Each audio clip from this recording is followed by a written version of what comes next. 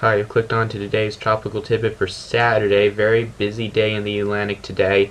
Two simultaneous hurricanes, and here we are at October 30th. And this is a pretty incredible stuff for this late in the season to be seeing this going on. We're not going to get Sherry to remain a hurricane long enough to make it to November, which I believe would set a record, two simultaneous hurricanes in November. I'm not entirely sure on that. But she's going to be dying off and weakening over here. This, however, down here is Tomas, and this is going to be remaining a hurricane. If we zoom in on this over here, you can see spinning around, moved past Barbados and really brought some gusty winds to them over there. They nearly reached hurricane force winds. They had gusts over 60, I believe, and this is coming across like this. Pressure down to 993, Barbados hit 994 as this came across, and this is now hitting St. Vincent and St. Lucia head on. You can see the core is not quite there yet. We've had the convection trying to build and cluster a little bit more around the center, but you notice how it's open to the south, and we need this to get a little bit more organized. If we look at the radar presentation, you can see that we have an eye feature indeed developing, and this is St. Vincent right here, St. Lucia, and Barbados. You can see that the eye wall, pretty much St. Lucia, is getting the worst weather right now as the spiral bands are coming in from the east, and the eye is rather broad. You can see the structure is a little bit fragile in the east and southeast quadrants here. And this is going to take a little bit more time to wrap up. The pressure only at 993 puts this at barely a hurricane based on recon data over here. This will be taking its time, and it makes sense that this is going to take its time, okay? Just because we've been advertising this to be a big storm doesn't mean it has to bomb out right here, okay? Remember how large this system is.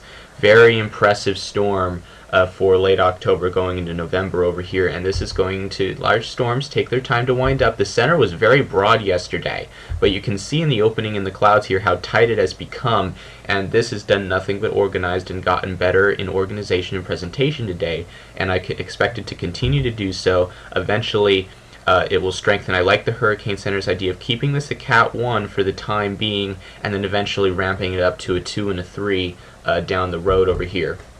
Now, the reason, interestingly enough, the global models don't agree with the strengthening scenario, and a lot of them, the GFS is the only one that really strengthens this into a more powerful hurricane, and the rest of the global models are not very interested. The European only takes us down to 1,005 millibars at minimum, and the UK Met, NOGAPS, and Canadian aren't very excited either. Well, the reason I think this should strengthen is looking at the overall setup over here. First of all, notice what we got. We got a recurving hurricane out here. We have a developing hurricane approaching the Caribbean from the east-southeast. And then notice the stratocumulus field coming down behind Sherry over here into the Bermuda and Carolina, Florida area.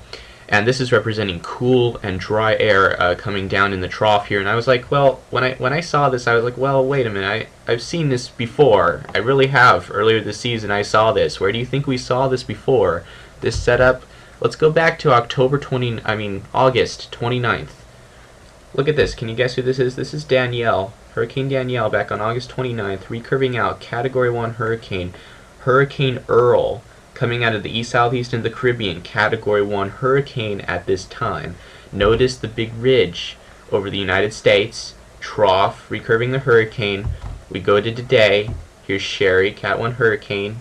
Tomas, Cat 1 hurricane coming from the east-southeast in the Caribbean. Notice the big ridge over the United States, trough recurving the hurricane. How much more similar than that you can get? There are some differences over here. There's a little bit more upward motion in here during this time, but the similarities are striking. And the point I want to make here is that you get these troughs coming in and recurving the hurricane. You build a lot of dry, cool air that comes down here. And remember what happened when Danielle left. She brought down a lot of dry and cool air that pressed into this area directly north of where the hurricane was tracking. And remember what happened. At this time, Earl was a Cat 1.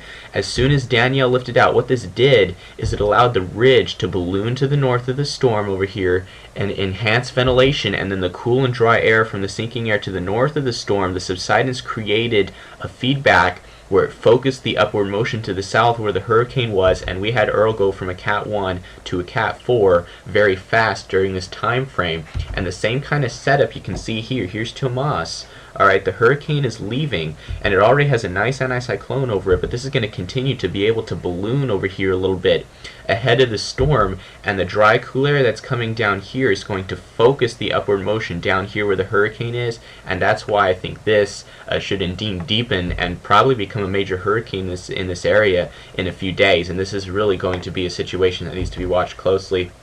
The track model forecast, you can see the general idea that I've been talking about for a while now, where this comes north and then curves a little bit west and then stalls in here and then tries to get pulled out to the northeast by the trough, is where the models are going with this right now. You can see a lot of them punch it in here, then stop in its tracks, and it looks like the models think Hispaniola is the most threatened right now, which I would tend to agree with, but there's a lot of room for wiggling in here to see who really gets the track up through the northeast over here. If you look at the European ensembles day 5, you can see the trough that comes down to the eastern seaboard, but notice all the variance. If you can see my cursor, I'm circling the big dark pinks over the Gulf of Mexico over here.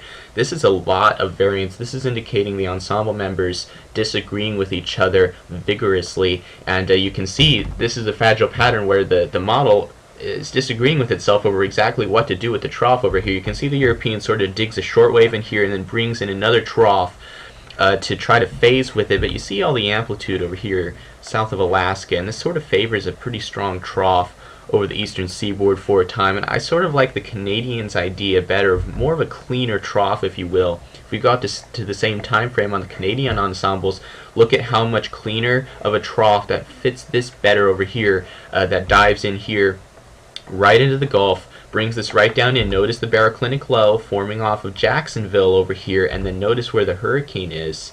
Not that strong on the ensemble mean, but you see the storm over here, and you see the baroclinic low, and oh man, this kind of a situation would also try to phase the storm in over here up the eastern seaboard, and you can see what the Canadian does with that.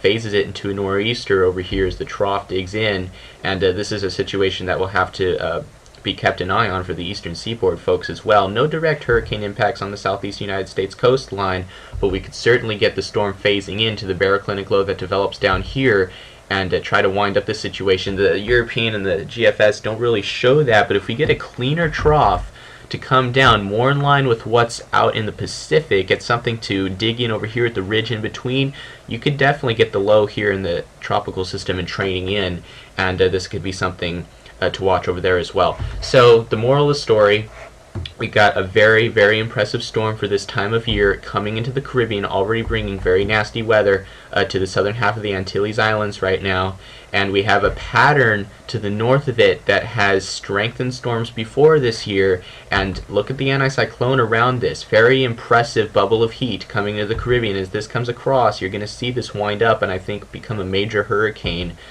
south of Jamaica and Hispaniola in here, and then try to get pulled north. So the islands in here, eastern half of Cuba, Jamaica, and Hispaniola, possibly even Puerto Rico if outer bands, because this is a large system, you could get outer bands affecting Puerto Rico. These folks need to be watching closely because major hurricanes love to come northeast and threaten the islands in November and try to close out the season that way. Often a lot of seasons will go out with a big bang, with a big storm, trying to recurve and releasing the last amount of heat that the atmosphere wants to get rid of. So these folks in here need to be ready and watching this very closely. Alright, that's it for today. Thanks for watching.